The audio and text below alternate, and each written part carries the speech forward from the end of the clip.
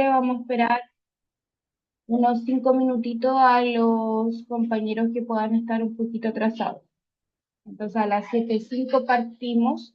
Si pudieran tener una hojita y un lápiz a mano porque vamos a realizar cálculos durante la clase. Así que una hojita, lápiz, también está permitido calculadora. Eso. Entonces en unos 5 minutitos más empezamos. Hola Marina, bien, bien, gracias por preocuparse. Les pido disculpas que había tenido un problema personal, pero ya saliendo de eso.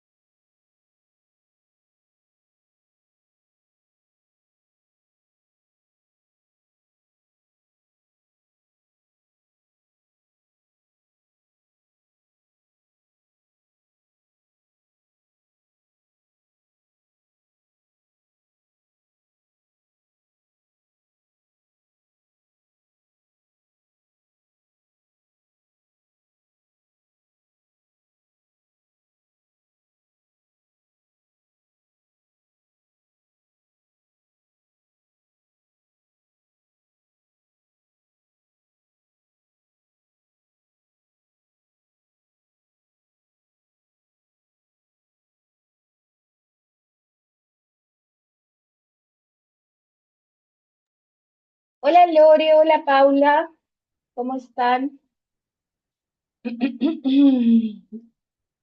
Ya, vamos a empezar, ya esperamos los 5 minutitos correspondientes. Vamos a seguir con el módulo 3 que se refería al rol del auxiliar de farmacia, ¿cierto? Entonces, vamos a retomar con lo que era una de las funciones principales del auxiliar de farmacia, que es la dispensación de medicamentos.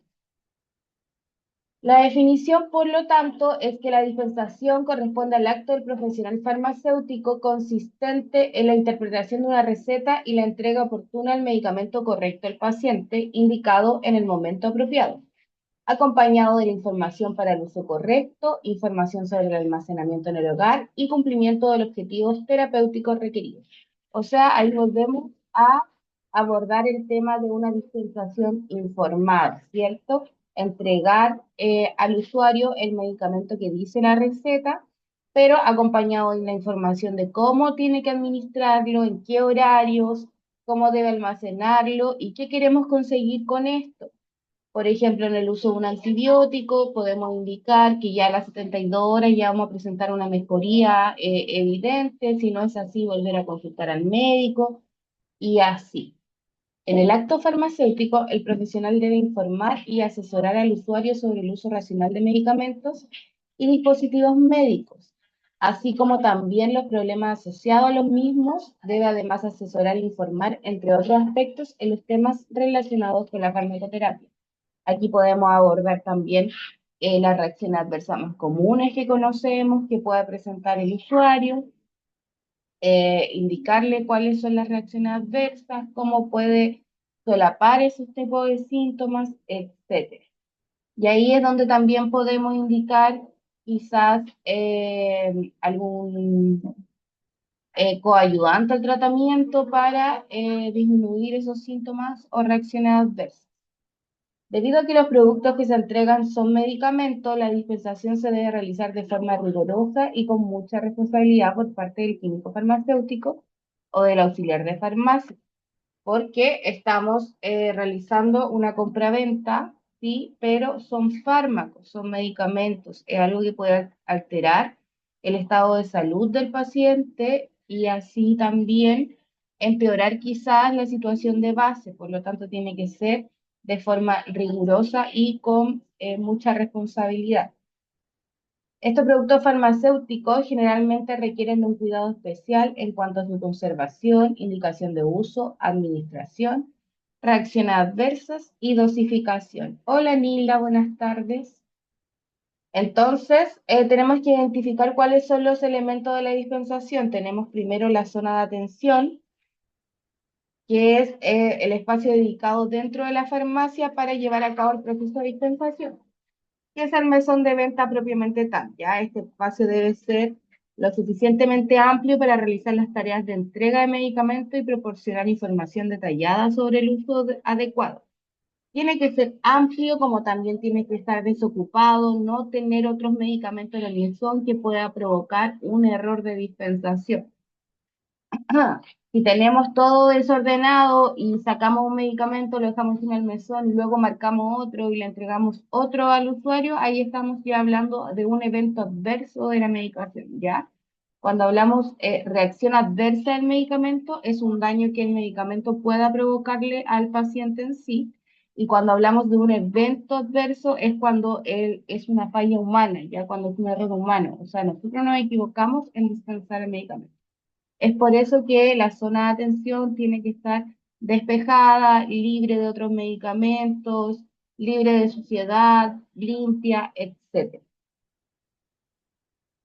Luego tenemos la prescripción médica propiamente tal. Cuando no se trata de un medicamento de venta libre, el proceso de dispensación siempre va a iniciar con la entrega de la receta médica y esta debe estar prescrita conforme a la normativa vigente de acuerdo al tipo de receta, ¿cierto? O sea, el proceso, hola Cote, el proceso de dispensación inicia cuando nos entrega la receta médica si es que estamos hablando de una venta de medicamentos con condición de venta. ¿Se acuerdan que hablamos la semana pasada que existían cuántos tipos de condición de venta?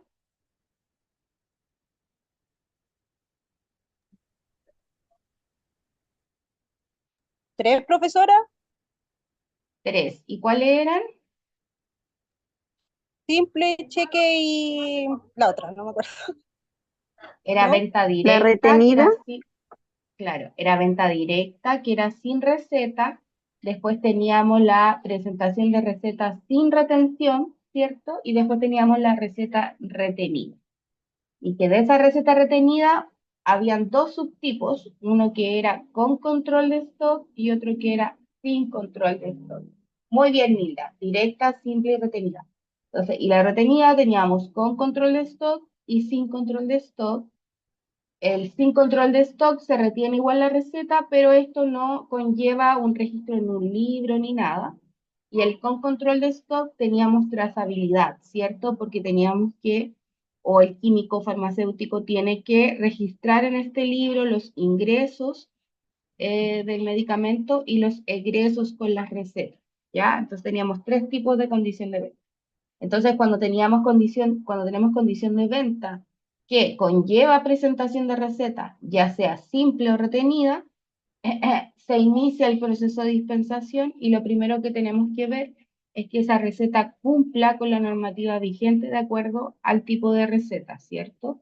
Que por lo mínimo es tener los datos del paciente, tener el nombre del medicamento, si se entrega de marca, que tenga también el nombre del DCI, ¿cierto? Que tenga las indicaciones para el usuario.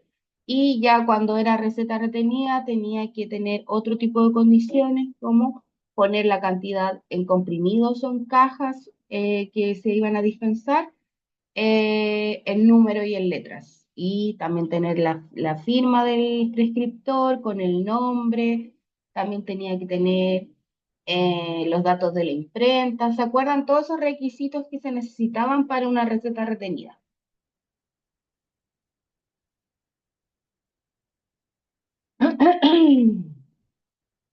Entonces teníamos la zona de atención, la prescripción médica, luego tenemos la documentación, donde la responsabilidad recae en nosotros, los farmacéuticos, de mantener los registros precisos de las recetas dispensadas, incluyendo los de psicotrópicos, estupefacientes y preparados magistrales, ¿cierto? Tener registro significa tener tanto las recetas sin control de stock guardadas, que tenían que estar por lo menos un año almacenadas, si lo recuerdan, los psicotrópicos estupefacientes, como lo hablamos recién en el libro, y también tener registro de las preparaciones magistrales, también en el libro del recetario magistral, ¿cierto? Comunicación e información. La dispensación implica proporcionar orientación profesional. Esto incluye información necesaria al solicitante para lograr el objetivo del tratamiento farmacológico. Se debe brindar un consejo sobre el uso adecuado del medicamento. Y es acá donde cumplimos el rol de auxiliares de farmacia como profesional de la salud, en indicarle toda la información necesaria de ese medicamento al usuario que está adquiriendo en la farmacia. Tenemos otro punto importante que es la vestimenta y la identificación. Es ideal contar con una identificación clara y visible que certifique como profesional autorizado para dispensar y vender medicamentos. Esta identificación es esencial para garantizar la seguridad y la confianza del paciente y del cliente. ¿Cierto? A veces uno ve este punto y dice, es como obvio que uno va a trabajar bien vestido, bien aseado, con su identificación, pero es algo que no ocurre recurrentemente en la farmacia. Yo he visto que a veces van con ropa así normal, recién levantados, y este punto es súper importante porque el usuario, y volvemos a repetir, se está llevando un medicamento y la confianza que transmite uno como profesional es súper importante para la adherencia de ese tratamiento cuando el usuario lo inicie, ¿cierto? Porque si en realidad a mí el auxiliar me da toda la información y yo no le creí nada, probablemente o no realizó la compra o no tome los medicamentos según la indicación que me están dando, ¿cierto? La confianza que nosotros transmitimos como profesionales de salud es vital para que el usuario siga las instrucciones, ¿ya? Y otro punto importante es la ética profesional, que lo hemos hablado bastante, ya que cada acto de dispensación debe llevarse a cabo con integridad y de acuerdo a las normas éticas y profesionales, tanto en relación con el paciente como con otros profesionales de la salud. Cosas que pueden como afectar la noción de la ética cuando a veces ponen como algunas metas por venta y se quiere como vender, vender, vender, vender y se omite un poco quizás el juicio profesional, el ver si en realidad el medicamento es adecuado para el usuario, el que le estamos vendiendo, si realmente lo requiere, o si le estoy diciendo en realidad que el medicamento le va a causar maravillas y no es así, ¿cierto? Entonces siempre hay que tener en primera instancia el por qué nos estamos formando y eso conlleva todo lo que es la ética profesional. Es fundamental para la dispensación adecuada promover constantemente el uso responsable de medicamentos. Esto implica asegurar que el proceso completo se lleve a cabo desde la prescripción adecuada hasta la disponibilidad oportuna, los precios asequibles, que a veces cuando trabajamos en farmacia eso no depende mucho de nosotros. Dispensación en condiciones óptimas y uso Pero, en dosis. Ay, me asusté. eh, y uso en dos intervalos y periodos de tiempos correctos se lleven a cabo de manera rigurosa. ¿Ya? El uso apropiado de medicamentos, la no sobremedicación del usuario es vital. ¿Ya? Ya, por lo tanto, entonces, la fase de la dispensación en un paciente involucra, en primera instante, recepción al paciente, que incluye dar la bienvenida al usuario, consultarle qué requiere, de modo de discriminar qué tipo de dispensación requiere, ¿cierto? ¿Cuál es su consulta, qué medicamento requiere? Y ahí uno puede ver si tiene que o no solicitar la receta médica, dependiendo de la condición de venta del medicamento. Que eso a medida de que ustedes vayan trabajando en la farmacia va a ser más rápida la identificación, pero cuando empiecen o comiencen, sabemos que en el envase primario sale la condición de venta del medicamento. Cuando es con receta, el usuario acude a la farmacia con la receta médica de los medicamentos que necesita según lo establecido por el médico y sin receta el auxiliar ofrece al paciente los productos o medicamentos indicados que no requieren prescripción médica para los síntomas o situación actual del usuario que nos comenta, ¿cierto? Lo que sí es importante, que también lo hablamos en la clase pasada y que ahora lo vamos a ahondar un poquito más, es la lectura y la interpretación de la receta, ¿ya? Porque como sabemos, los médicos en todos los módulos que tienen bastantes, no precisamente tienen la caligrafía. Siento que es como casi un prerequisito para ser médico, es que tenga la letra súper ilegible y que no se entiende nada. Aunque tengo que reconocer que las nuevas generaciones de médicos que han salido últimamente, así como los médicos un poco más jóvenes, sí tienen mejor letra y se entiende mejor la prescripción que quieren dejar, ¿ya? Se valida la receta de acuerdo con el tipo de receta y a la normatividad. Se verifica que la receta contenga el nombre genérico del medicamento, como habíamos hablado, la concentración, la dosis, la vía de administración, la cantidad de unidades para el tratamiento. También se revisan las instrucciones de uso si las hay y además de otros requisitos como la identificación del paciente, del prescriptor y la vigencia de la receta. ¿Se acuerdan cuánto era la vigencia de una receta? 30 días, profesora. 30 días. Muy bien, tú. 30 días, ¿cierto? Pero que esa rigurosidad era sobre todo en las recetas retenidas, pero en sí tienen una validez de 30 días. ¿Por qué? ¿Por qué 30 días y no 60 días o 90 días? Había algo por el cual se pide esa vigencia.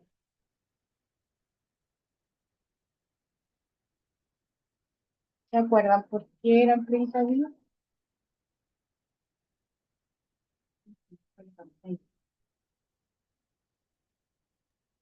Eso es lo que establece el doctor para después poder, eh, a ver cómo explicar.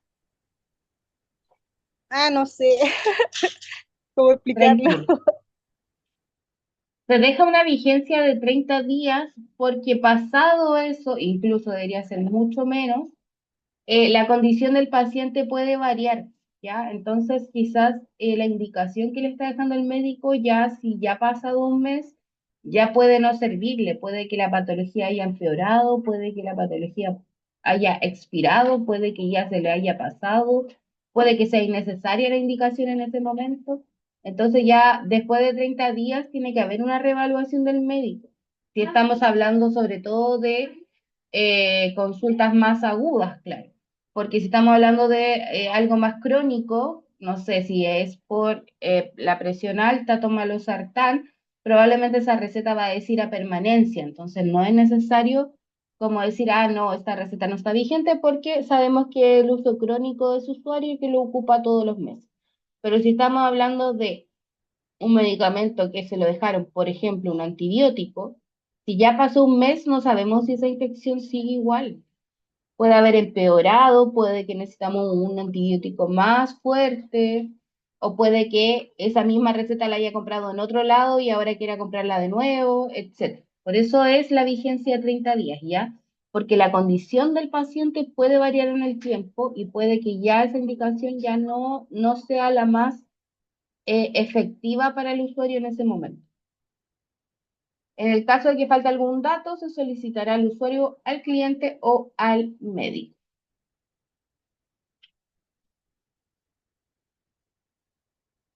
Ya. ¿Qué pasa con la interpretación caligráfica de las recetas? Que es este punto difícil. Los incidentes relacionados con la atención médica incluyen principalmente errores vinculados al uso de medicamentos, ¿ya?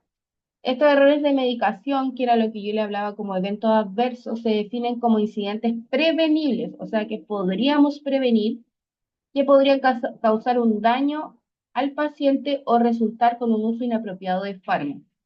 ¿Ya? O sea, un error de la medicación o un evento adverso es un error que puede causar un daño al usuario o que está haciendo uso de inapropiado del fármaco y que fue un error que podría haber sido prevenible, o sea, que es un error humano, ¿ya? No es un error asociado al medicamento como tal. Es que yo leí mal la receta y le entregué otro medicamento. O yo no revisé bien y entregué mal un medicamento. Ese es un error de medicación, ya sea por parte de profesionales de la salud o del mismo paciente, ¿ya? Entre los errores se encuentran aquellos derivados de problemas de la redacción de las recetas médicas y la falta de legibilidad, lo que conduce a instrucciones incorrectas sobre todo una o varias de las características normales de una receta, como la identidad del receptor, el medicamento prescrito, puede ser que nos equivoquemos la dosis, puede que leamos bien el medicamento, pero la dosis no equivoquemos, porque hay medicamentos que tienen más de una dosificación en el mercado. Ibuprofeno 400-600, enalapril de 10 y 20, losartán 50 y 100, paracetamol 500.000. Hay varios medicamentos que tienen muchas dosis en el mercado.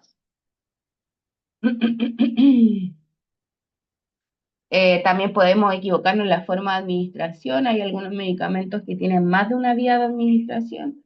Hay, por ejemplo, hormonas como la progesterona de 200 que puede ser usada por vía oral o como óvulo vaginal. Entonces, si no está puesta en la receta la vía de administración, podemos tener errores de medicación o si está ilegible, ¿ya? El horario, la frecuencia y la duración del tratamiento. O sea, todas esas cosas podemos tener errores de medicación por problemas de legibilidad de la receta. Dentro de los requisitos que se deben cumplir para extender adecuadamente una receta se encuentra que todos los datos e instrucciones consignadas en la receta médica deberán ser claramente legibles. Eso está en el Código Sanitario, sale que las recetas tienen que estar escritas de forma legible, pero sin embargo muchas veces, como dice acá, no ocurre esto y el riesgo a cometer errores en la dispensación, administración y utilización por parte del paciente aumenta, ¿ya?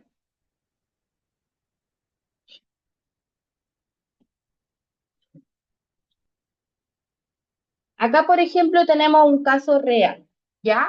Tras la cirugía de reemplazo de válvula mitral a un paciente de 75 años, se recetó Coumadin, ¿ya? Coumadin es el nombre de marca de la warfarina, que es un anticoagulante oral, ¿ya? Probablemente le hicieron esta cirugía y para evitar que formara coágulos después de esta cirugía, porque como le abrieron y todo, le dejaron este anticoagulante por un tiempo para que no formara coágulo y así no tener una complicación como un accidente cerebrovascular, etc.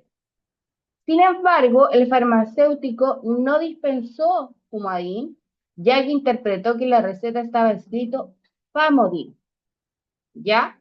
Que es famotidina y que es un antihistamínico que se ocupa para el estómago, ¿cierto? Entonces, si nosotros vemos la receta, yo tampoco hubiera leído Coumadina en realidad. Como resultado, el paciente no tomó el anticoagulante recetado y un mes después, en una visita de seguimiento, se encontró que tenía un INR de 0,7. El INR es un indicador de la coagulación y por lo tanto acá el paciente estaba coagulando mucho, por eso tenía un INR bajo. Y se observó que tenía una trombosis mitral, o sea que se le formó un trombo en la válvula mitral. Y se vio esto en el ecocardiograma. Se administró heparina y cuando el INR alcanzó 3,6, se sometió a la paciente a otra cirugía. O sea, se le puso otro anticoagulante que es inyectable de uso hospitalario, que es la heparina, y cuando ya el INR estaba en valores buenos, se sometió al paciente a otra cirugía para sacar ese trombito que estaba en la válvula mitral. Durante la intervención se extrajeron numerosos trombos del atrio izquierdo y de la válvula protésica. Posterior a esto, el paciente sufrió bradicardia y se necesitó implantar un marcapasos. Más tarde experimentó una grave hipotensión y falleció durante la operación. La familia del paciente demandó al farmacéutico responsable por el incidente y en el juicio, para determinar las posibles responsabilidades, se llevó a cabo un estudio para evaluar la legibilidad de la receta.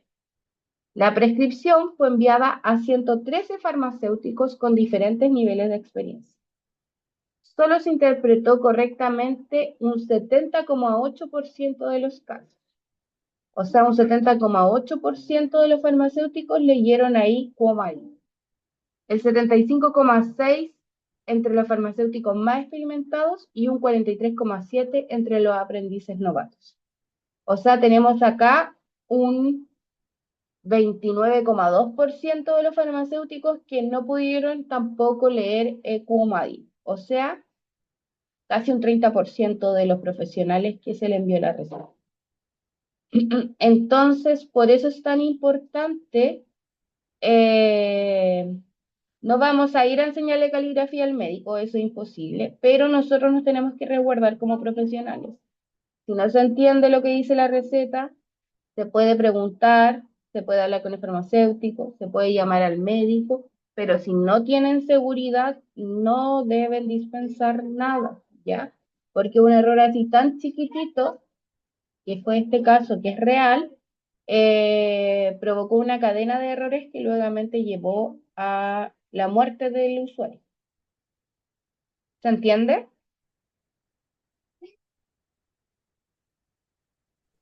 Sí, profe, se entiende. Estoy por PDF, no lo sé manejar. Ya, entonces, ¿cómo lo vamos a hacer? Si se recibe una receta que no es legible, el auxiliar de farmacia podrá solicitar la revisión de un colega. Preguntarle quizá al otro compañero auxiliar de farmacia si hay otro. De no ser comprensible la receta, se extenderá la duda al químico farmacéutico, quien será el responsable de resolver la situación. O sea, ustedes llegan hasta ahí le entregan el cacho al farmacéutico, rogando que haya, porque hay farmacias que no hay.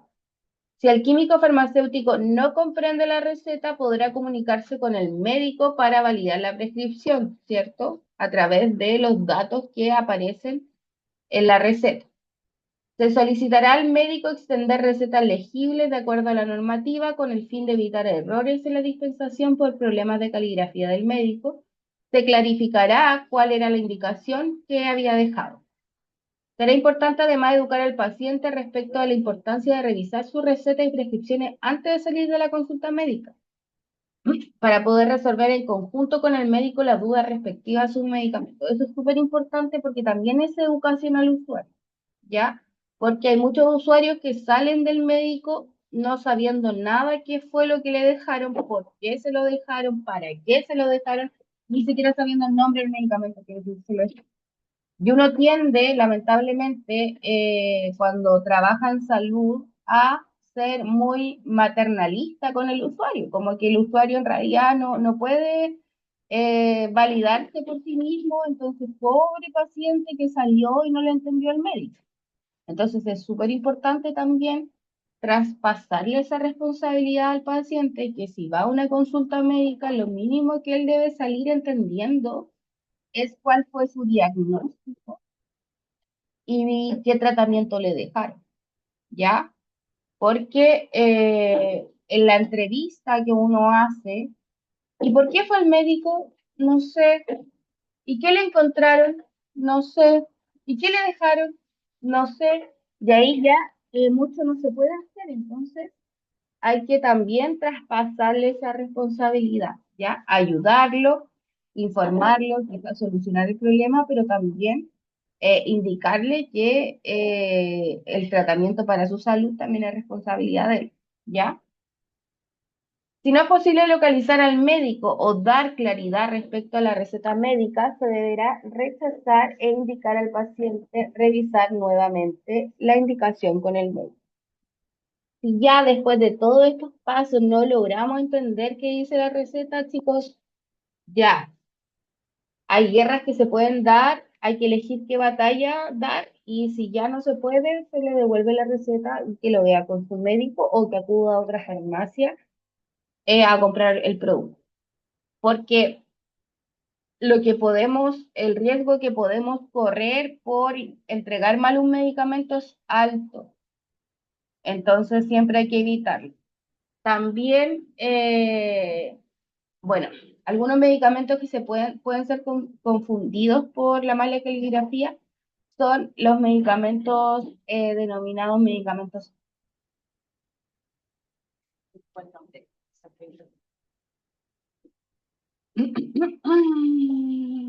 Cinco segundos. No, LASA, medicamentos. Sí, medicamentos.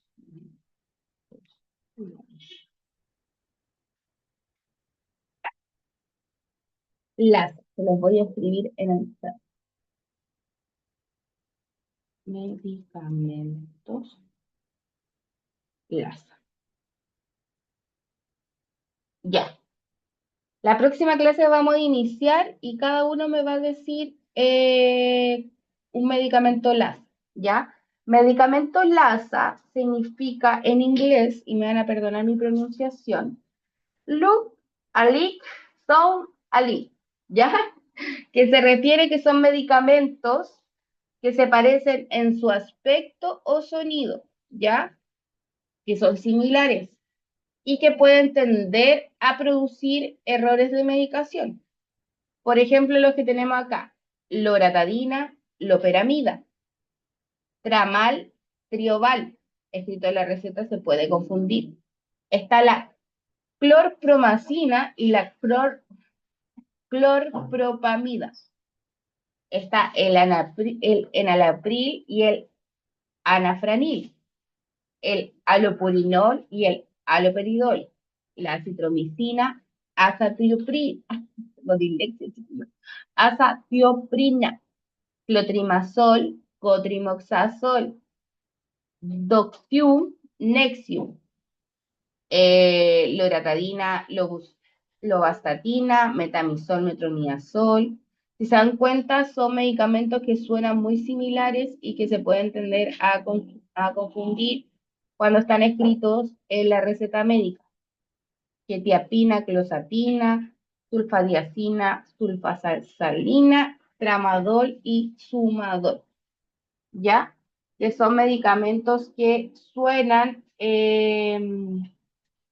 igual y por lo tanto son una causa frecuente de los errores de medicación que pueden poner en riesgo la seguridad del paciente, ¿ya?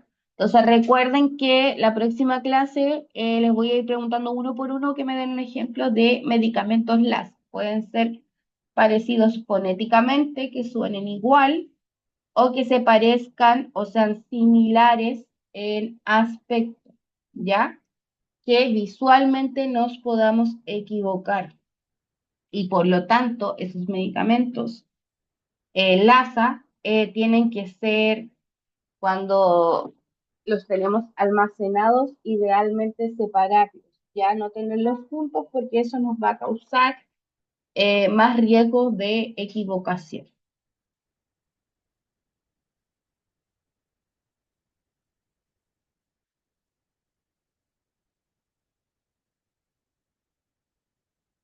Ya.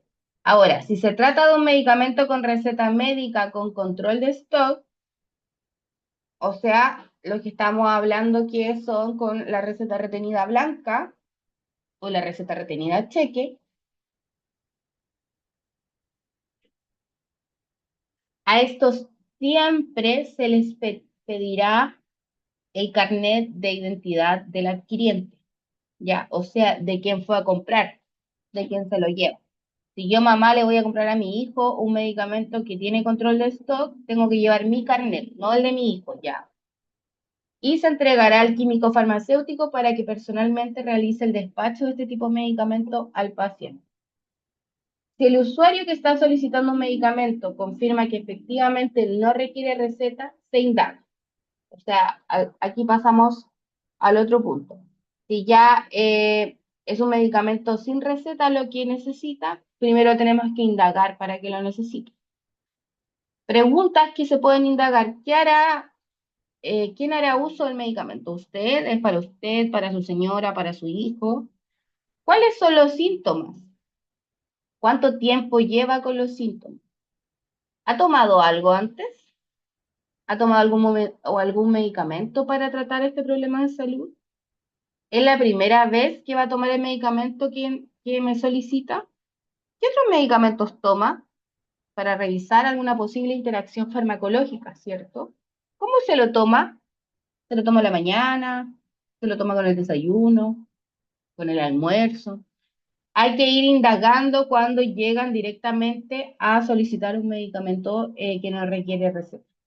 En el caso de que se considere que el paciente requiere atención médica o la prescripción de algún fármaco, se debe recomendar entonces acudir al servicio de urgencia más cercano, a sus spam o a una consulta médica de acuerdo con la gravedad y la sintomatología. Ya, mediante estas preguntas podemos llegar a este tipo de conclusiones si es que en realidad él está bien venderle el medicamento por los síntomas o toda la información que me está dando, o más bien es mejor que acuda al servicio de urgencia o pida una horita con el médico. Luego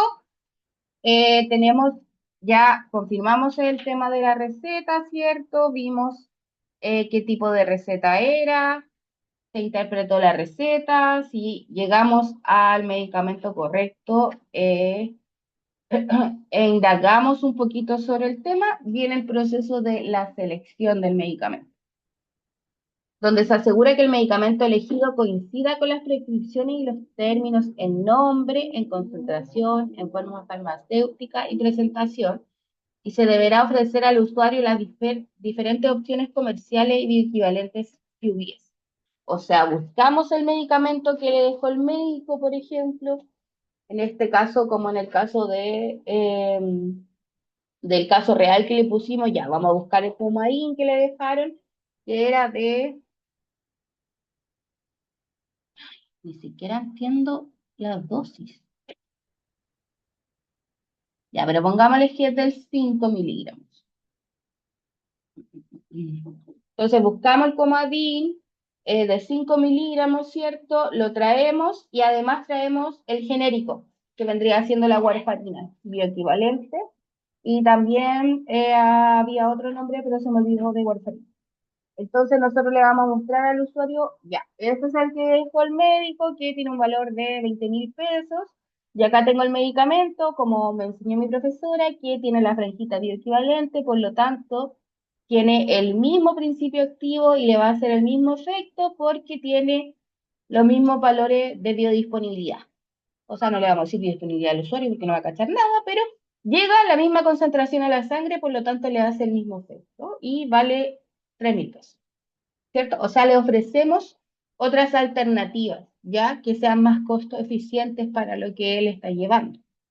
Y por supuesto, hay que revisar, siempre verificar los 5 correctos de dispensación, donde identificamos que estamos entregándole al usuario correcto según la receta, el medicamento, la dosis, la vía, la forma farmacéutica, etc.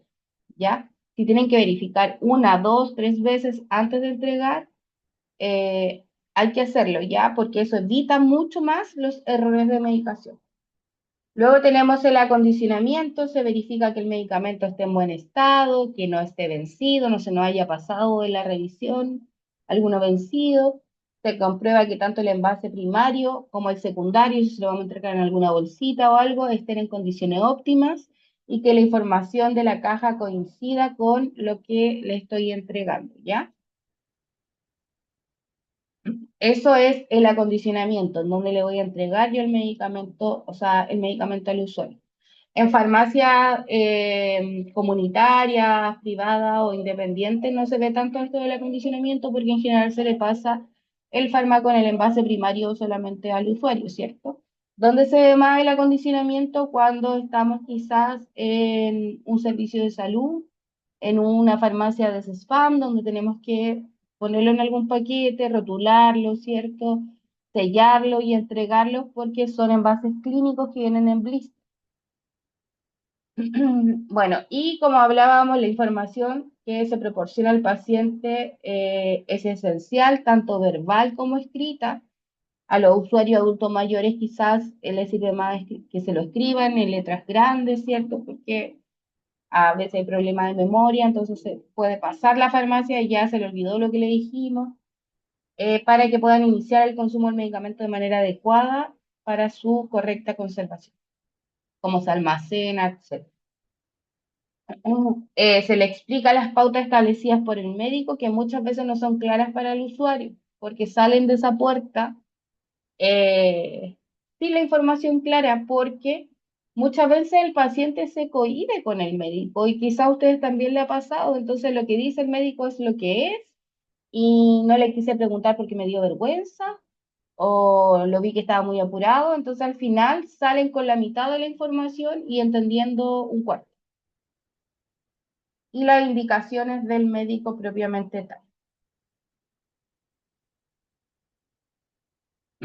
El almacenamiento correcto del medicamento, considerando las características físico-químicas del fármaco, si sugiere que el almacenamiento en el hogar se garantice que esté bien conservado del producto, que tratemos de mantener las mismas condiciones que lo mantenemos nosotros en la farmacia, ¿cierto? Si son medicamentos con cadena de frío, entregar sobres con gel pack que la farmacia deberían haber para transportar este tipo de medicamentos para conservar la temperatura que es de 2 a 8 grados Celsius mientras que el usuario se traslada a su casa, ¿cierto?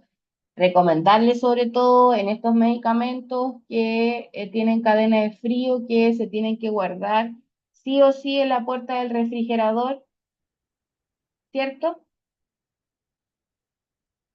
En la puerta tenemos que guardarlo, ¿o no?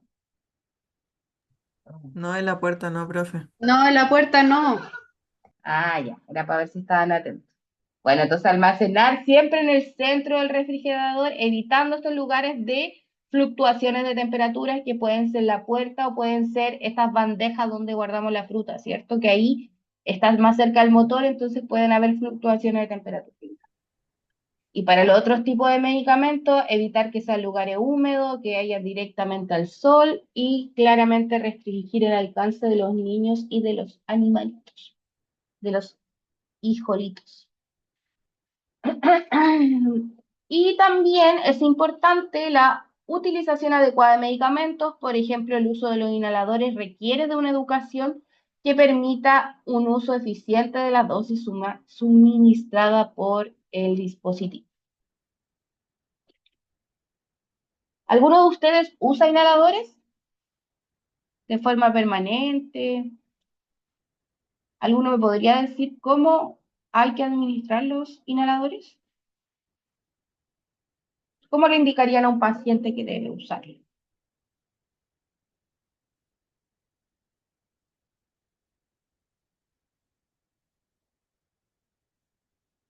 Ninguno ha ocupado inhalador. Pauli, ya Pauli, explícame cómo usan los inhaladores. ¿Qué haces? Perdón por el ruido, no es que le esté pasando algo a mi hijo, sino que lo van a bañar por el, Te entiendo. por el llanto. Lo que yo hago, lo agito, ¿Ya? pero no sé si lo agitaré un minuto, lo dudo. Lo pongo en la aerocámara y le doy el puff, cuento hasta 10 y voy por el segundo y eso es todo lo que hago. Ya, perfecto. Ya, vamos viendo entonces. Se agita el dispositivo por lo menos durante un minuto antes de su aplicación, de modo de resuspender o homogenizar el producto en el interior del envase. Es muy similar a los jarabes, ¿ya? Tenemos un propelente que va a hacer que liberemos el fármaco, pero para eso hay que agitarlo. Quizá un minuto es exagerado porque no sé si vieron eh, hay un gordito que estuvo en Viña que hizo que un minuto no era tanto. Bueno, ya me fui para otro tema. Bueno, la cosa es que hay que agitarlo por lo menos un rato para que el fármaco se libere. Dice acá soplar varias veces de modo de vaciar la mayor cantidad de los pulmones, tomar el inhalador y colocarlo en una aerocámara. Siempre, chicos, con aerocámara. ¿Por qué? Porque el inhalador va a liberar el medicamento, ¿cierto? Y esto va a quedar en suspensión, como cuando vemos que una plumita de ave va bajando así, ya, el fármaco va a quedar así en suspensión dentro de la aerocámara y ahí lo vamos a inhalar, ¿cierto? Ya. ¿Qué pasa si no ocupamos la aerocámara? El fármaco va a pasar directo y no va a quedar suspendido. ¿Y qué va a pasar? Va a chocar con las paredes, la mucosa de la boca. Y finalmente, me veo súper mal de perfil porque soy súper cachetona. Y finalmente va a quedar el fármaco todo en la boca, ¿cierto? Van a quedar residuos y va a ser muy poco el fármaco que realmente va a ingresar a los pulmones. Eso es súper importante explicárselo al usuario, porque el usuario es súper mañoso y súper lleva su idea y no, y donde sea, ya, y se echan el inhalador. Eso no va a servir porque el fármaco realmente no llega a los pulmones como tiene que llegar. ¿Ya? Entonces, como decía la Pauli, se presiona el inhalador de modo de liberar la dosis y mentalmente se cuenta hasta 10, pero también se hacen 10 respiraciones, porque ese es el sentido de contar hasta 10 cuando uno le dice al niño, ya, vamos a contar hasta 10, es que dentro de los 10 segundos que estamos usando se emitan respiraciones, ¿ya? Para que este fármaco que está suspendido, como les dije, así como la plumita del pájaro que está así, vaya yéndose a los pulmones, ¿cierto? Y entre a la cavidad oral y vaya a los pulmones. Importante expulsar después el aire lentamente. Si hay que repetir la dosis, se debe esperar un ratito, 1 o 2 minutos, quizá un poquito menos, antes de reiniciar el otro proceso. Al terminar, también es súper importante, igual enjuagarse la boca. Aunque usemos aerocámara, también igual puede llegar un poquito de residuo a la boca. Y si estamos usando inhaladores como corticoides, por ejemplo, como budesonida, fluticasona, etcétera, el corticoide que va a hacer va a quedar ahí en la boquita, pero además nos va a disminuir la flora bacteriana de la boquita y que va a producir que al bajar la flora bacteriana de la boquita, que es nuestra defensa, o sea, estas bacterias que constituyen el cuerpo y que nos ayudan a que no tengamos infecciones, va a bajar y por lo tanto podemos tener problemas de honguito en la boca o alguna infección bucal. ¿Ya? Entonces siempre es importante, después del inhalador, enjuagarse la boquita. Ese es, por ejemplo, un caso de la administración correcta del uso de inhaladores. ¿Ya? Otra, otro ejemplo de administración correcta, por ejemplo, es con los supositorios. Las que somos mamás, entenderemos esto. Este es el supositorio, ¿cierto? Qué lindo dibujito. Vamos a hacer que esta es la parte 1 y esta es la parte. Cierto que el supositorio tiene una punta y tiene una parte plana, ¿verdad? Ya. Medio punto para la prueba. ¿Por qué parte se introduce el supositorio? ¿Por la parte 1 o por la parte 2? El que me levante la manito primero, claramente. Va a ser solo una oportunidad porque si no el otro va a saber. Paulina, ¿por qué parte La se parte introduce? 2. Muy bien, Pauli. Sí, la parte 2. Esta parte que es plana. Pauli, ¿tú te habías ganado el otro punto la otra vez también o no? Ese sí. Sí, yo fui. Ya. Esta parte que es plana, generalmente los usuarios lo ocupan al revés, porque dicen, voy a entrar por la puntita y dejan esta parte atrás. ¿Y qué pasa con ese supositorio? Se devuelve, ¿cierto? Entonces hay que estar ahí, bueno, las que somos mamás lo entenderán ahí, apretando para que no se devuelva el supositorio y el supositorio se devuelve y ahí la guagua llorando y todo un caos. La configuración del supositorio es exactamente para evitar eso, ¿ya? Porque el recto, y ustedes me van a tener que creer porque soy mala para el dibujo, el recto tiene esta forma, ¿ya? Un orificio pequeño y lo ampliamos para allá. Entonces, al meter el supositorio de esta forma, que es la parte plana, y la punta acá,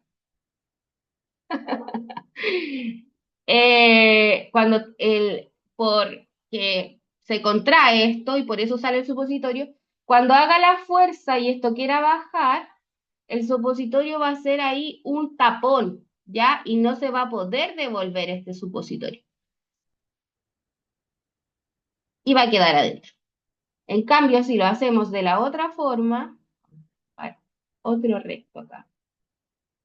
Si lo hacemos de la otra forma y así, esto va a permitir que las paredes se expandan y el supositorio se devuelva. Por eso es importante también educar al usuario de cómo se tiene que administrar el supositorio y que la parte que tiene que entrar primero es la parte número 2, que es la parte plana, para que la parte 1 produzca este como taponamiento, no sé, que va a permitir que el supositorio no se devuelva. ¿Se entendió?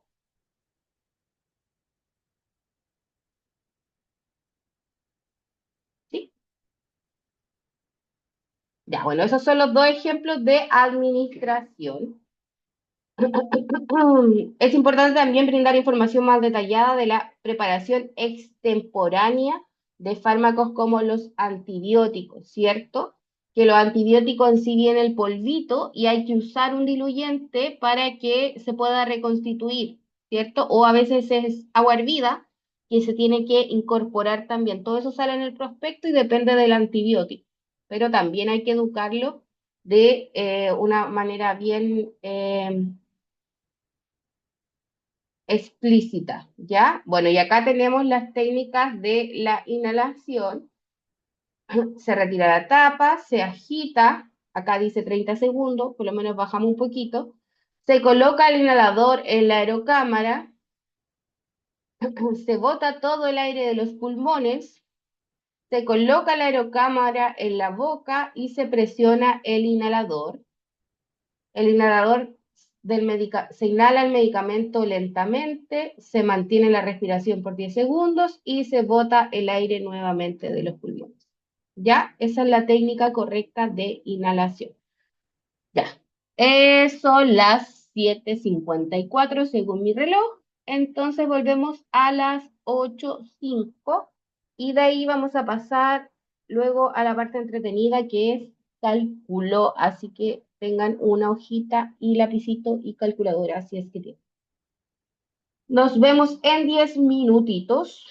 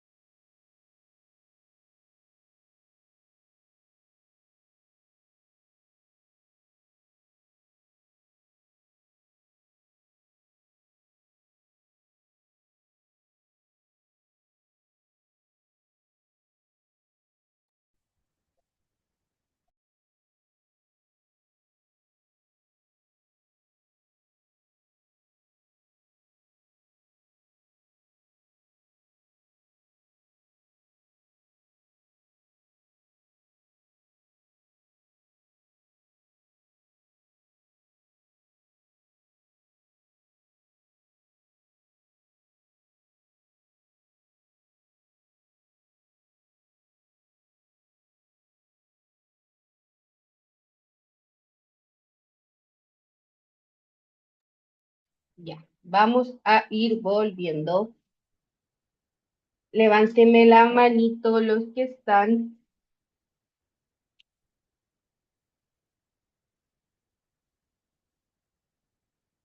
La Cote está, la Pauli Quintanilla,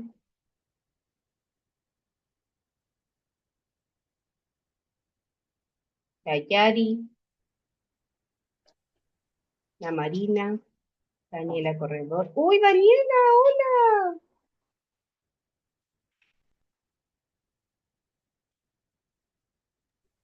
Y por aquí también voy manejando. Ya, Dani. Ya, vamos a seguir entonces. Hola, Daniela. Ya. Entonces también hay que revisar que no hay interacciones medicamento-alimento, contraindicaciones, precauciones de acuerdo al uso del medicamento, información sobre la prevención de posibles efectos adversos, asegurarse finalmente que el usuario comprenda el correcto uso del fármaco y información brindada e instruida por el personal de farmacia para que así no retorne a la farmacia si presenta algún, o sea, instruirlo en que cualquier cosa retorne, no que no retorne, que vuelva a la farmacia si tiene algún problema relacionado con el medicamento, si requiere más información. Si el medicamento es de venta libre, se deberá advertir al usuario que si la sintomatología no se mejora o si continúa, tiene que consultar al médico, ¿cierto? Y otra cosa que es importante es el cálculo de la dosis, aunque el médico en general da la dosis administrada de la receta, hay veces que hay fármacos que no tenemos la dosificación o no tenemos cuál es la posología, ¿no? La dosificación que va a tener que usar el usuario. Y es importante entonces poder explicarle cómo se tiene que administrar el medicamento. Y esta información es sobre todo mucho más relevante en el uso de formas farmacéuticas líquidas como jarabe, suspensión, gotas, en los pacientes, ya que estos van a variar según la edad, según el peso, etcétera, etcétera, y que tenemos que verlo según la descripción técnica del fármaco, calcularlo, ¿ya? Me voy a mover un poco la presentación porque ay, se me quedó el PowerPoint en mi computador de la pega. Entonces lo que necesito es que no me hagan trampa. Entonces quiero ver si puedo ocultar esta parte de aquí. Aunque si tienen la diapo impresa no sirve de nada, pero...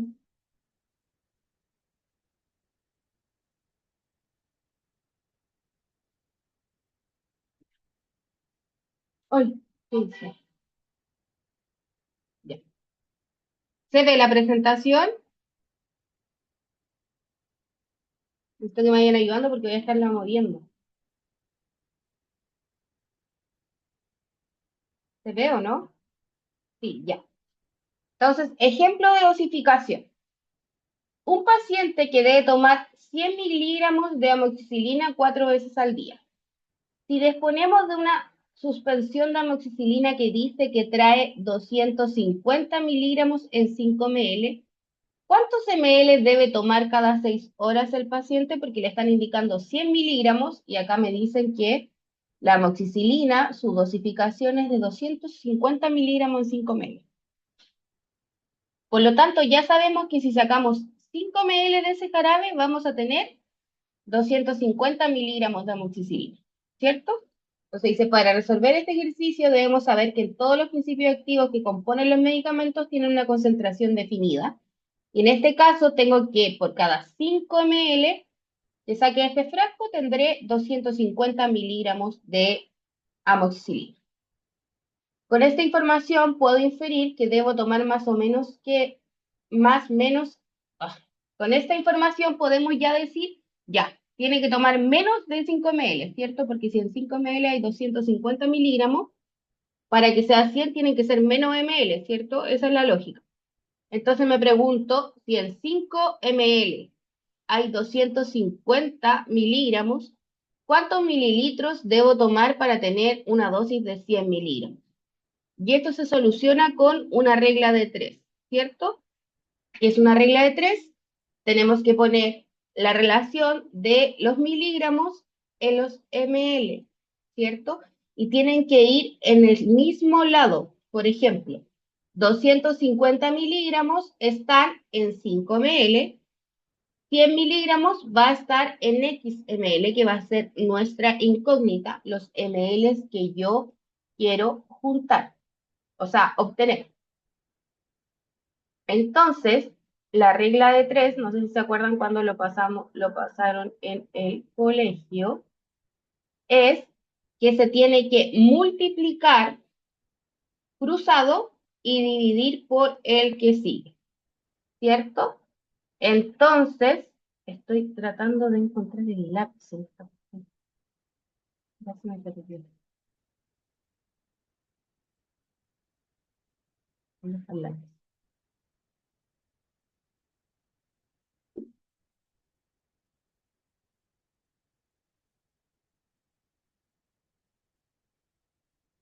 Acá está el lápiz.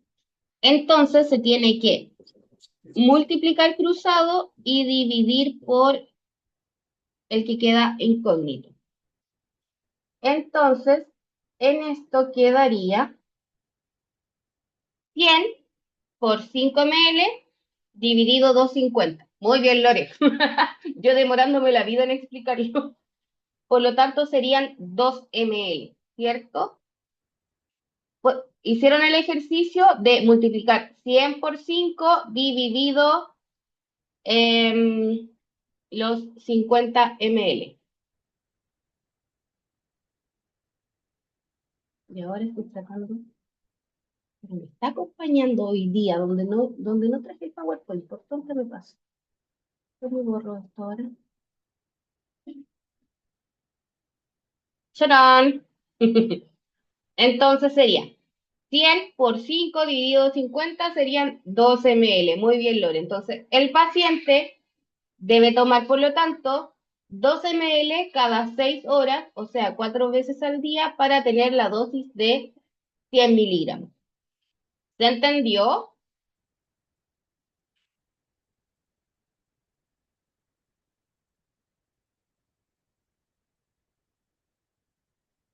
¿Sí? Ya, vamos bien. Ya no les voy a tapar nada porque no está resultando tapar. Acá hay otro tipo de ejercicio. Se ha prescrito que el ibuprofeno de 0,8 miligramos, o sea, le dejaron 0,8 gramos y disponemos de tabletas de 400 miligramos. ¿Cuántas tabletas administraremos?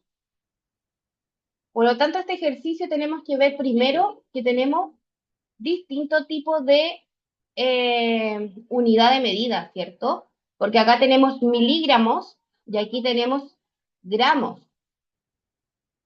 Por lo tanto, tenemos que primero convertir 1 gramo, o sea, a miligramos, para poder sacar cuánto es. Entonces tenemos que 0,8 por 1000 dividido 1 gramo. ¿Se entiende por qué? Porque tenemos que 1 gramo es igual a 1000 miligramos, ¿cierto? Entonces nosotros queremos saber cuánto es 0,8 gramos. Tienen que acordarse de que la unidad de medida tienen que estar al mismo lado. Por lo tanto, acá hay gramos y aquí hay gramos. Y esta es mi incógnita. Acá hay miligramos. ¡Ay, mi pulso, señor! Miligramos.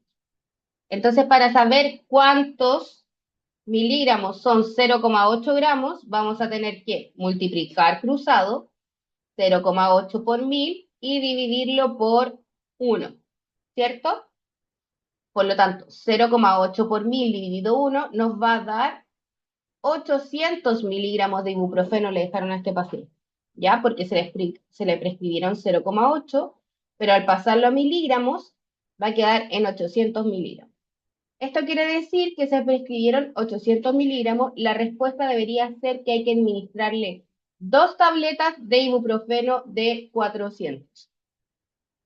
Pero, primera instancia, teníamos que pasarlo a miligramos. Ya tiene que ser la misma unidad de medida. ¿Se entiende este?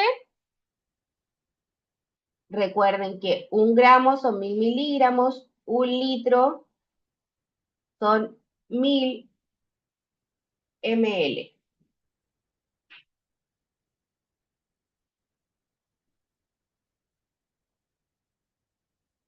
Ya. Bien, hasta ahí. Seguimos con el siguiente.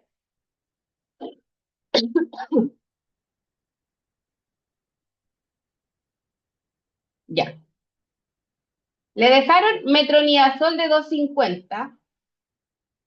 ¿Cuántos ml le aplican si la presentación es de 500 miligramos en 100 ml? Lo mismo que hicimos con la amoxicilina. Podemos hacer este cálculo en nuestra cabeza. Si 100 ml hay 500 miligramos, entonces para administrar 250, claramente es 50 ml la mitad, ¿cierto? Pero también podemos hacerlo con cálculos. Y, como les dije, siempre fijarse en que la unidad de medida esté en el mismo lado. Entonces, si 500 miligramos están en 100 ml, 250 miligramos va a estar en X, que va a ser mi incógnita. Si despejamos la incógnita, tenemos que 250 hay que multiplicar cruzado y dividir con el que está afuera. Entonces serían 250 por 100 dividido 500 nos va a dar entonces los 50 ml. ¿Se entiende, chicos?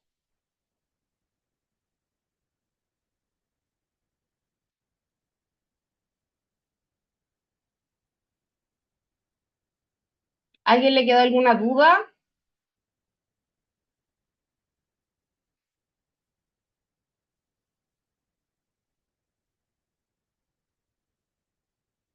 Ya. Sigamos con el otro ejercicio. La domperidona para pacientes pediátricos viene en gotas y en suspensión. Vamos a hacer este ejercicio, pero recordemos que hace unos años atrás, cuando les comenté a las clases anteriores, hay una recomendación de que no hay que usar domperidona en menores de 12 años, ¿cierto? Por el tema cardiovascular. Pero lo vamos a usar como ejemplo de gotitas. En la siguiente tabla encontramos la posología de acuerdo al peso y a la edad, ¿cierto? La presentación de la domperidona dice que cada 24 gotas equivale a 1 ml, que equivale a 10 miligramos de la domperidona. ¿Ya? Entonces, de nuevo, 24 gotas son 1 ml de el fármaco y en 1 ml hay 10 miligramos de domperidona. Entonces, para los lactantes y niños hasta 6 años, se calcula una gota por kilo 3 veces al día. Para los niños menores de 1 año son 1,25 ml 3 veces al día. Pauli, dígame. ¿Y cuál era el medicamento que no que no podían tomar los niños? ¿No era la domperidona? Sí, eso les estaba diciendo, que vamos a usar este ejemplo porque tenemos ml y gotas, pero como lo habíamos hablado en las clases pasadas, hay una recomendación porque sigue habiendo domperidona en gota y en jarabe en el mercado, ¿ya? No es que lo hayan retirado del mercado, pero hay una recomendación de no ocupar la domperidona en menores de 12 años por los temas cardiovasculares, ¿cierto? Pero todavía hay en el mercado y todavía hay médicos que lo prescriben. Entonces, como hay gotitas y ml, vamos a hacer este ejercicio porque tiene las dos condiciones. Entonces, niños de 1 a 3 años, 2,5 ml cada 3 veces al día, y niños de 4 a 7 años, 5 ml 3 veces al día, y mayores de 7 a 12 años, 7,5. Los adolescentes mayores de 12 años pueden tomar comprimidos o cápsulas. Si un niño pesa 40 kilos, también puede empezar a tomar comprimidos. En caso de tener problemas de deglución, se puede continuar administrando la suspensión.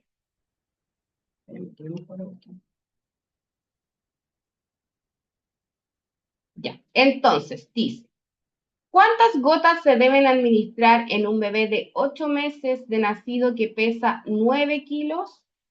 Entonces ya vimos que los lactantes y niños hasta 6 años es una gota por kilo 3 veces al día. Podemos analizar fácilmente que si se administra una gota por kilo de peso, tendremos que administrar 9 gotas en un niño que pesa 9 kilos, ¿cierto? Si queremos realizar el cálculo, sería una gota por kilo, pesa 9 kilos, entonces va a ser 9 kilos por 1 partido por 1, van a ser las 9 gotas, ¿cierto? Eso es para ejemplificar, pero si ya sabemos que es una gota por kilo, si el niño pesa 12 kilos, van a ser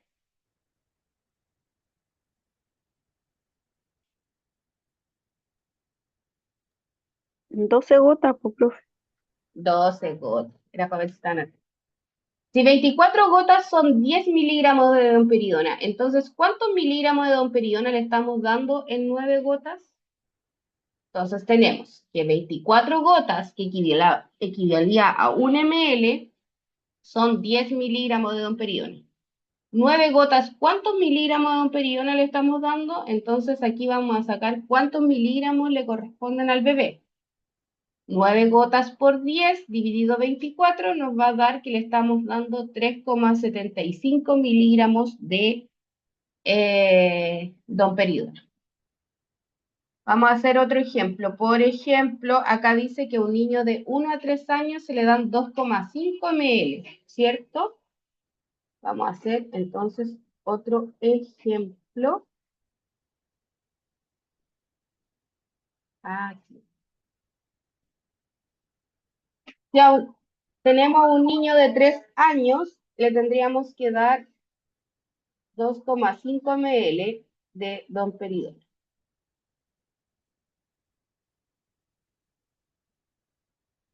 ¿Cuántos miligramos le estamos dando? Sería, perdón, 1 ml es igual a 10 miligramos de domperidona, ¿cierto?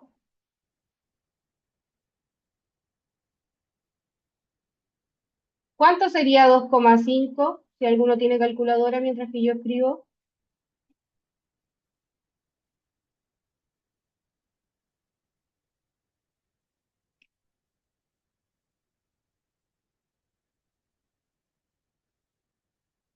¿Cuántos miligramos de domperidona le estamos dando?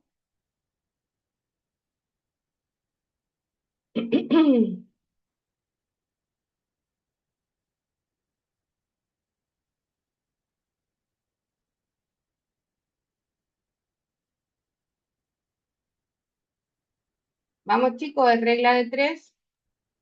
2,5, profesora.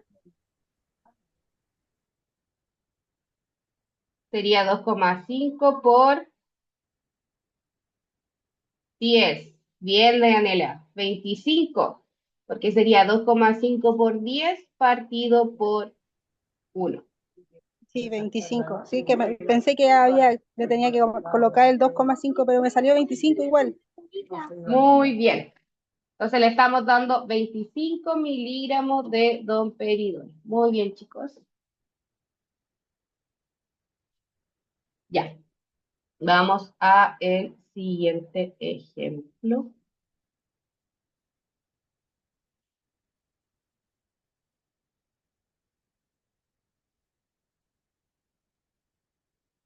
Uno de los medicamentos más prescritos en adultos es la pargeverina en gotas, ya que la marca comercial es el Viadil. Sin embargo, existen otros laboratorios que también fabrican este medicamento como el Bevitex, Biproxil, Tricolon, y la dosificación se encuentra en la siguiente tabla. Viadil en gotas en niños de hasta 2 años es también una gota por kilo de peso al día dividido en 3 tomas. Niños de 2 a 12 años son 2 gotas por año de edad. Acá cambiamos después de los 2 años. Y niños mayores de 12 años son 20 a 40 gotas 3 a 5 veces al día. ¿Cuántas gotas de pargeverina debería administrar en un niño? En un niño de 1 año y medio que pesa 12 kilos.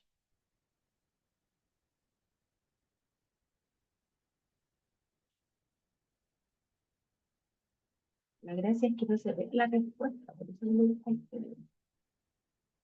Bueno, el resultado se calcula fácilmente, serían 12 gotas, ¿cierto? ¿Por qué? Porque tiene 1 año, entonces hasta los 2 años es una gota por kilo igual que el Viadil, o sea, que la domperidona. Entonces serían 12. ¿Qué pasaría si este niño tiene 3 años?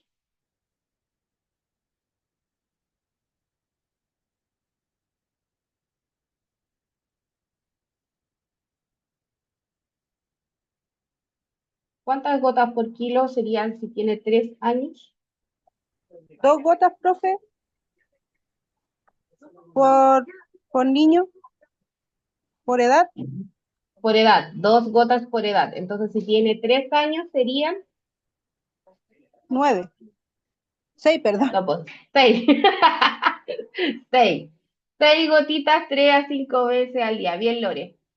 Ya, entonces el resultado se calcula fácilmente, serían 12 gotas, sin embargo, en este caso esas gotas totales deberían ser divididas en 3 tomas. Esto quiere decir que se debe administrar 4 gotas cada 8 horas. Ah, esa parte me faltó.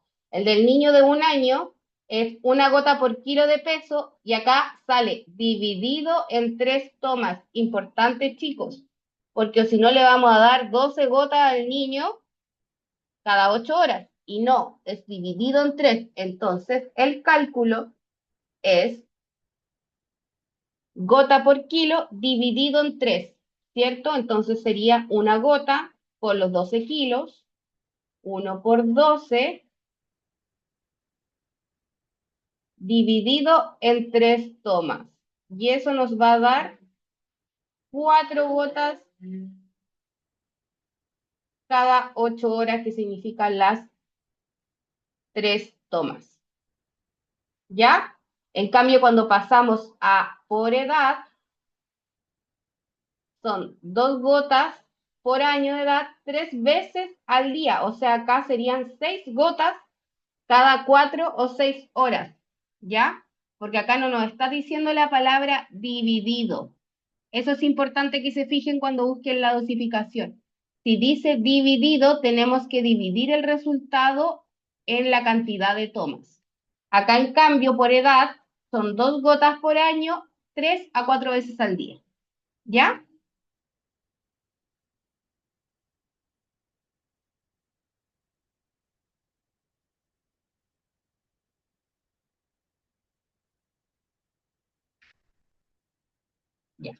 Otro de los fármacos súper administrados por pediatría es el paracetamol.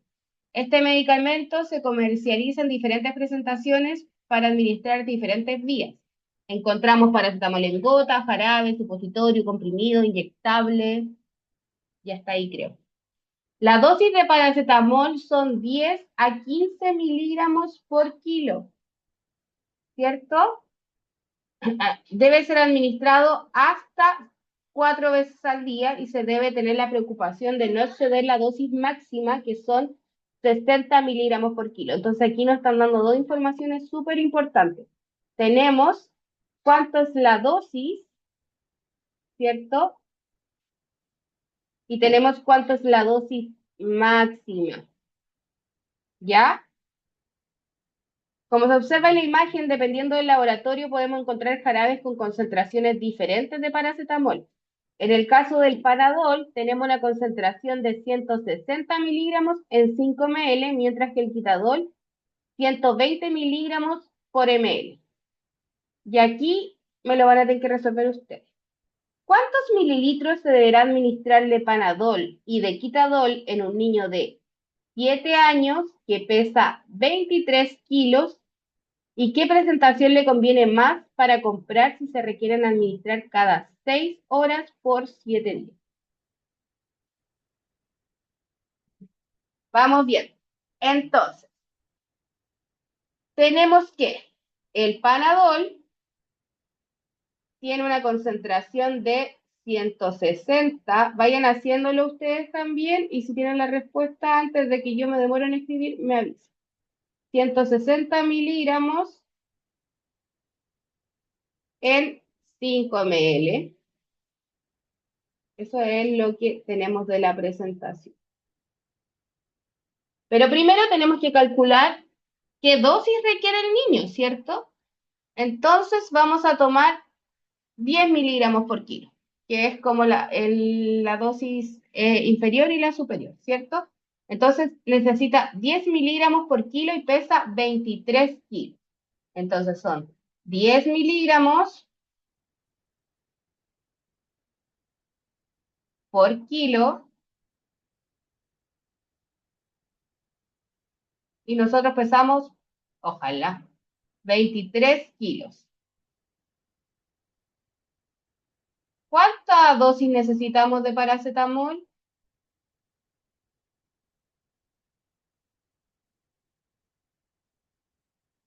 Usando las calculadoras, eso es un 1 acá. Ahí tenemos que hacer entonces regla de 3. ¿Cuál es la dosis que se necesita?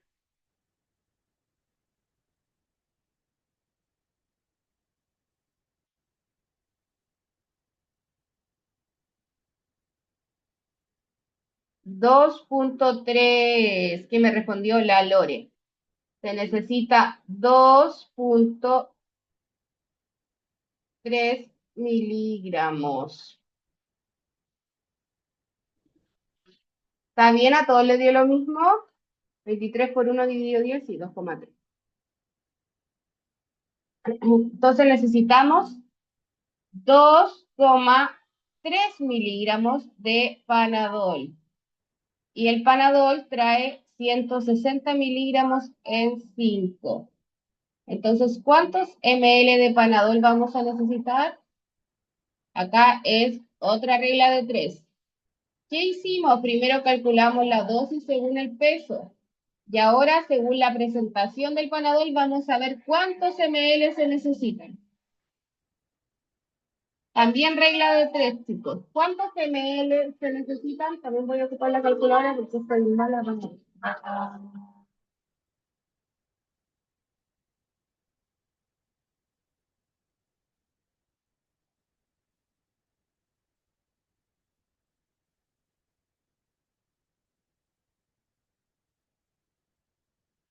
Ay, pero no, pues está mal acá.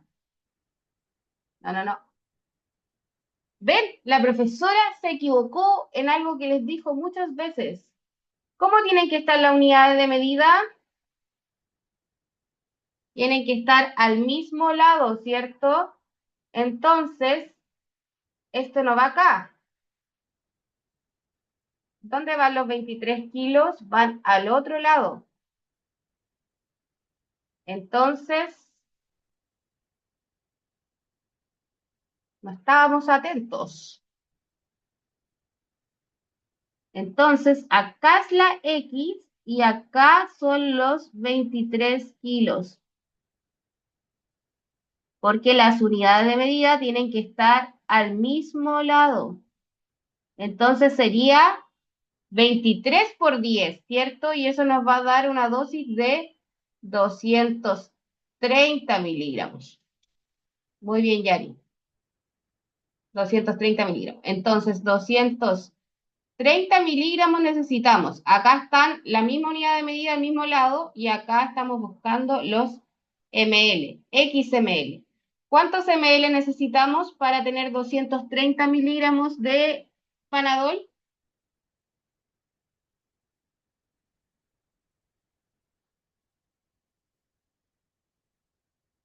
Sería entonces 230 por 5 dividido 160, ¿cierto? 7,1 ml. Muy bien, 7,1 ml. Y el quitadol tiene otra concentración. El quitadol tiene 120 miligramos en 1 ml.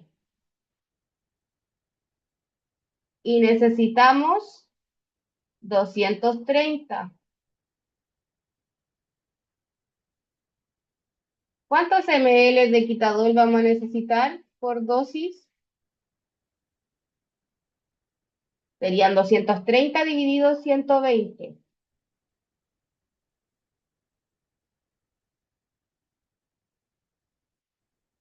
1,9, cachen.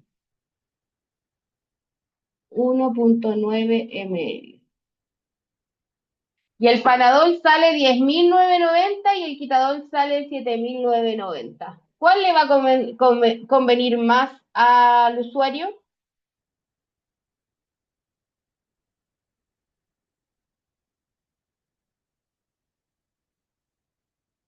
¿Cuál creen ustedes?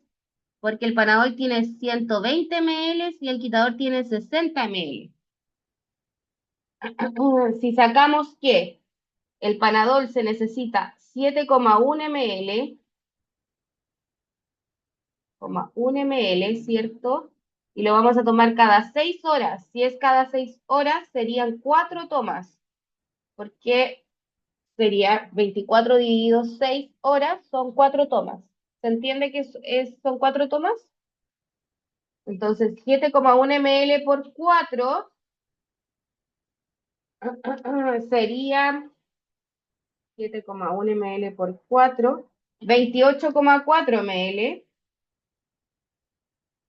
Gracias, Lore. Y 28,4 ml por los 3 días que necesitamos. 85, estoy escribiendo más lento de lo que calculé. 85,2 para los 3 días. O sea, no alcanzaría con un frasquito. Y el quitadol, que tiene 120 miligramos en 1 ml, necesitamos 1,9 ml cada 6 horas. Ya ese nos va a sobrar para ese tramón. Entonces, ¿cuál creen ustedes que es más conveniente para el usuario? ¿El Panadol o el quitadol?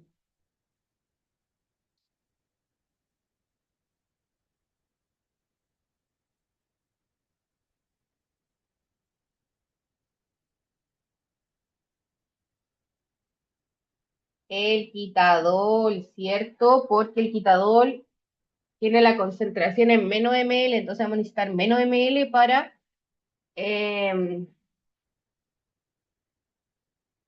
para que el usuario pueda tener su tratamiento. Ah, pero acá cambiaron la... Ya, bueno, acá en este ejercicio, porque acá dice que la concentración es 120 en 1 ml. Acá en este ejercicio era 120 en 5 ml. Cambiaron el ml. Entonces acá da 9,5 ml para el quitadol y 7 ml aproximado para el Panadol. Entonces se debe administrar 9,5 de Panadol y 7 ml para el Quitadol cada 6 veces. Si revisamos la dosis diaria y la multiplicamos por el número de días de tratamiento, nos va a dar que vamos a necesitar 114 ml de Quitadol y 84 de Panadol. Entonces, si volvemos a los precios, vamos a necesitar 2 frascos de Quitadol. Serían aproximadamente 15 lucas. Y un frasco de Panadol, porque trae 120 ml y este trae 60 ml, que nos va a salir 10.990. Entonces, teniendo en cuenta que el Quitadol viene en 60, se tendría que comprar 2 frascos para poder administrar. En ese caso, convendría más el Panadol. ¿Ya? Acá se me enredó porque aquí decía que era 120 miligramos en ml, pero bueno, nos sirvió el ejercicio igual. Pero acá, en el desarrollo, me sale 120 en 5, entonces por eso da otro resultado, ¿ya? Que son 9,5 ml y 7 ml aprox en el Panadol. Lo que cambia aquí también, que hay que considerar, es la cantidad de ml que viene por frasco. Que eso, si uno lo ve así, a primera instancia dice el Quitadol conviene más porque es más barato, pero como tiene menos cantidad en el frasco, tendríamos que comprar 2 unidades. Entonces, en ese caso, le conviene más el Panadol. Acá tenemos otro ejercicio que es del ibuprofeno. El ibuprofeno tiene 200 miligramos en 5 ml y el médico quiere indicarle tomar 10 ml cada 8 horas por 5 días. La mamá del niño consulta al auxiliar de farmacia a qué dosis de ibuprofeno corresponde ese volumen y su hijo podía tomar cápsulas. Entonces tenemos que 200 miligramos nuevamente están en 5 ml y acá estamos buscando la dosis como lo hicimos en la domperidona. 10 ml van a ser entonces 200 por 10 dividido 5, nos van a dar 400 miligramos. Por lo tanto, tenemos que buscar si hay presentación de 400 miligramos de ibuprofeno en el mercado. Como si lo hay, entonces el hijo podría tomar cápsula en vez de jarabe, ¿cierto? Nos calza la dosis. Aquí. ¿Existe el ibuprofeno 400 en cápsulas o comprimidos? Sí, tenemos el Ibuporac y el ibuprofeno en comprimido. ¿Qué información debes tener presente si el menor de edad puede tomar un medicamento en comprimido o en cápsula? Tenemos que hay que ver la edad y el peso, por lo tanto deberá ser mayor de 12 años o tener más de 40 kilos. Entonces, hay que consultarle a la mamá si el niño cumple con estos criterios para poder dejarle el ibuprofeno en comprimidos o en cápsulas. ¿Cuál de estas dos opciones recomendaríamos? ¿Cápsula o comprimido? Según lo que hemos hablado de la forma farmacéutica.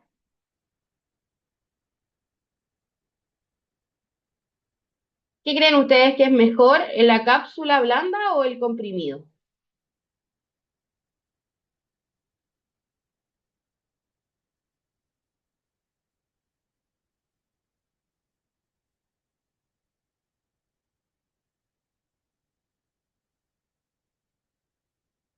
En tema de absorción, cuando vimos el tema de farmacocinética, hace el efecto más rápido porque se absorbe más rápido la cápsula, ¿ya? Porque no tiene que, gracias Yari, no tiene que disgregarse ni romperse para poder absorberse porque la cápsula se va a disolver y va a liberar el fármaco y el fármaco se va a absorber en el torrente sanguíneo y va a hacer el efecto, ¿cierto? Entonces, si pudiéramos recomendar cuál sería mejor, en este caso, por la forma farmacéutica, porque son bioequivalentes, entonces tienen el mismo principio activo, por la forma farmacéutica, entonces sería más rápida la absorción con cápsula, ¿ya?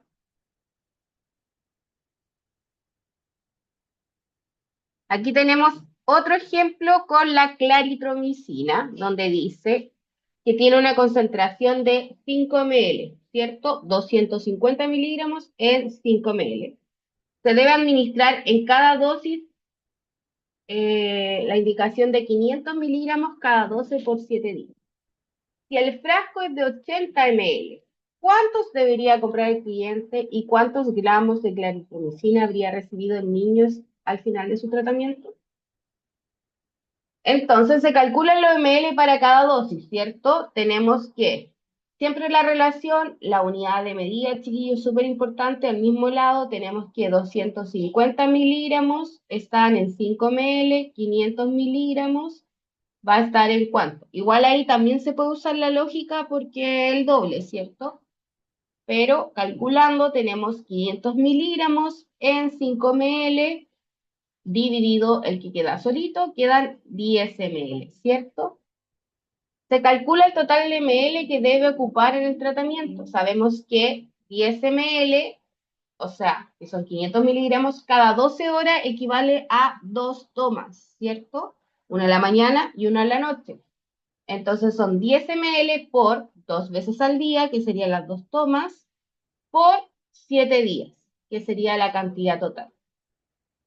Gracias, Dianela. Entonces son 140 ml. Se calcula el total de miligramos que se ocupan en el tratamiento y se convierte en gramos. Entonces tenemos que 500 miligramos al día por 2 veces al día por 7 días van a ser 7000 miligramos. 7000 miligramos, entonces lo vamos a convertir en gramos. Por lo tanto, al final el niño va a recibir 7 gramos de claritromicina, ¿cierto? La misma conversión que hicimos con el ibuprofeno en el caso anterior, que 1 gramo son 1000 miligramos, ¿cuántos van a ser 7000 miligramos? Y como dice la Dianela, queríamos calcular cuántos frascos vamos a utilizar. Si necesitamos 140 ml para todo el tratamiento y el frasco tiene 80 ml, entonces claramente con uno no va a alcanzar, nos va a alcanzar con 2 frascos, ¿cierto? 2 frascos van a equivaler a 160 ml, 80 más 80, 160, por lo tanto cubrimos el tratamiento de los 140 ml. Entonces tenemos que son 2 frascos y tenemos que al final el niño recibió 7 gramos de claritromicina.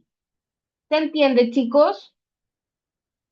Lo importante y lo fundamental es, uno, saber las dosificaciones, si es por peso, si es por edad, y siempre poner la unidad de medida al mismo lado para poder hacer el despeje de la incógnita. ¿Ya? Para que no les pase lo que nos pasó en el primer ejercicio que... No, me equivoco.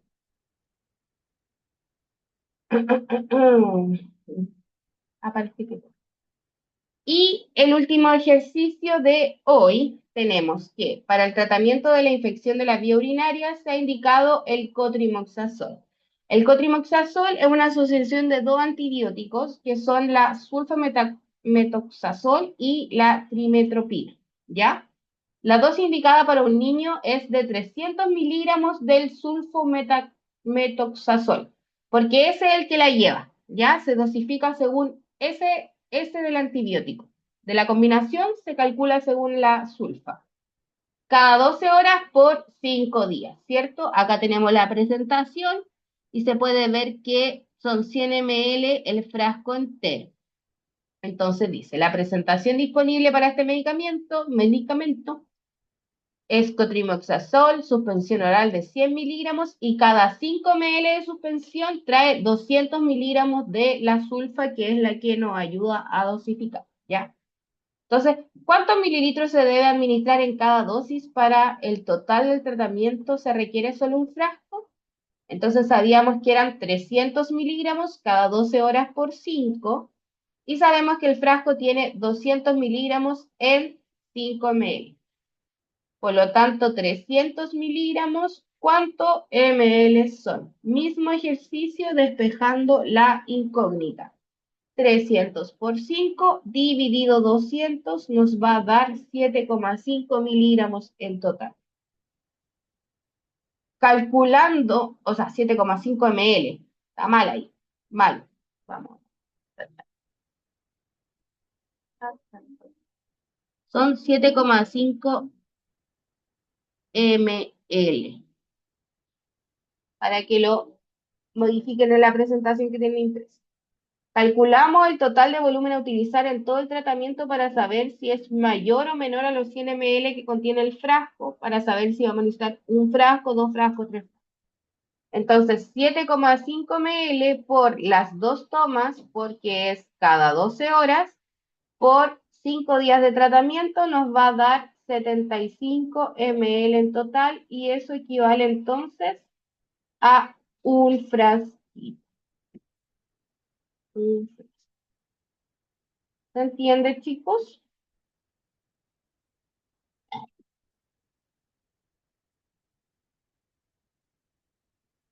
Ahora, yo les tenía la presentación en PowerPoint, entonces no salía la respuesta al tiro y íbamos a ir paso por paso, pero como se me quedó, salía toda la presentación, entonces sé que igual se adelantan a la respuesta, por eso es ideal que vayan conmigo paso a paso y no le damos la respuesta antes, ¿ya? Les voy a traer otro de estos ejercicios al principio de la siguiente clase, que es el lunes, pero vayan reforzando el despeje de la incógnita, ¿ya? Siempre poniendo las mismas unidades de medida al mismo lado, fijarse si son las mismas unidades, si está en gramo, convertirlo en miligramos, si está en litro, convertirlo en ml, y así, ¿ya? Para que vayan viendo porque van a salir ejercicios en la prueba de cálculo de dosificación. ¿Alguna duda hasta ahí,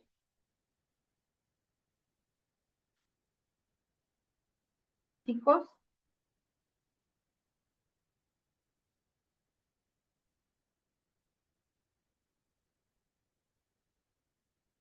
Profe, Carmen, por favor, estoy en la prueba y no me puedo conectar, por favor. Profe, me está pusiendo- Ya. Voy a ir pasando la lista y me van indicando si están ya.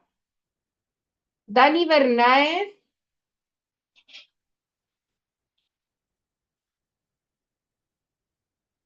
Presente, Dani, presente, lo que pasa es que vengo manejando.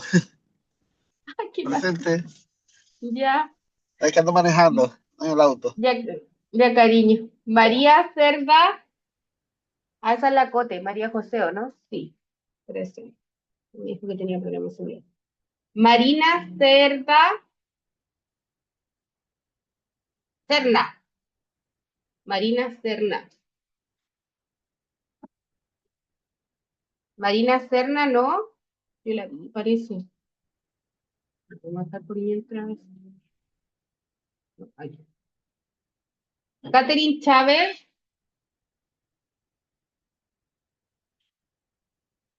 Catherine Chávez, Daniela Corredor, Presente, profe. ya Dianela, Diana Díaz, Presente, profesora. ya cariño, Inés Erices, Inés, no, Paula Flores, Presente, profesora. ya cariño, Mario Fuentes, no, alguien me está rayando la pantalla, Catherine Gatica, no, Loreto Jaramillo, Presente, profe, fui yo, perdón. Bárbara Leal, no, Cintia Loiza, no, Gilda Lobos, no, Catherine Lobos, Catherine Lobos, Camila Loyola, no, por el WhatsApp. Verónica Mora, la Vero o la profe recién salía del trabajo cuando tendremos que hacer un grupo. Ya, no está la Vero. Yaritza Muñoz, Presente, profe. ya cariño. Natacha Ormeño, Natacha Ormeño, Aurora Perales,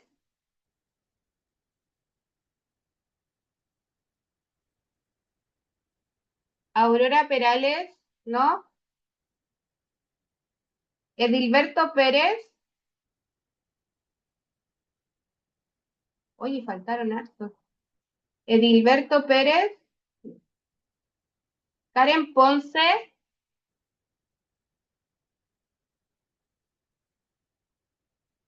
Paulina Quintanilla,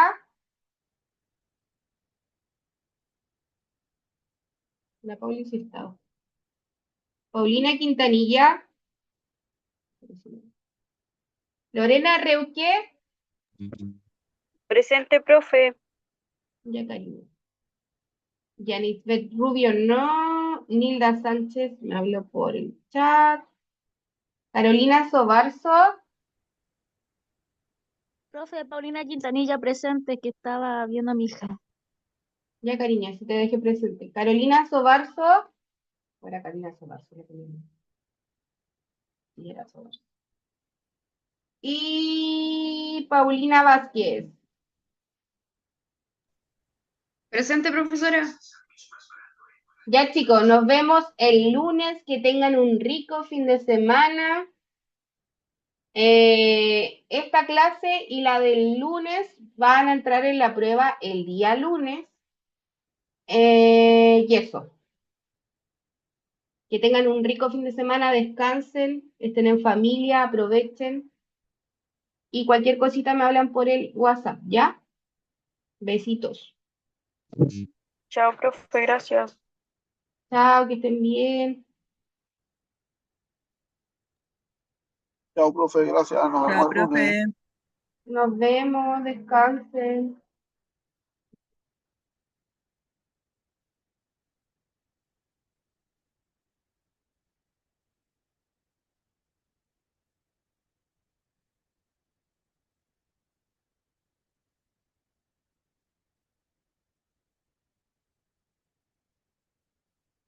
Jacqueline Chávez.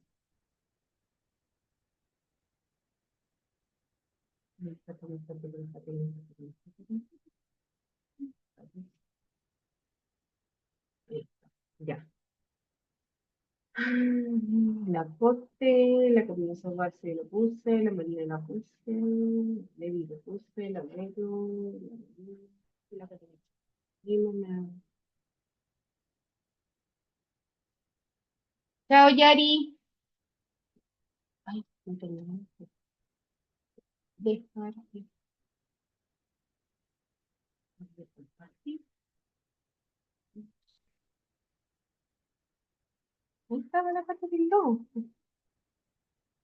Y la puse consulta, ¿no? Direcciones, referencias, híjole, está muy linda. No me responde.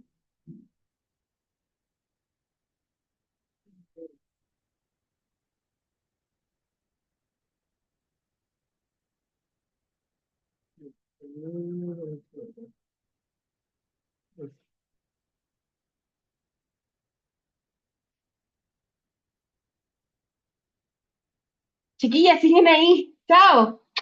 Chao, chao. Chao, chao, chao, chao.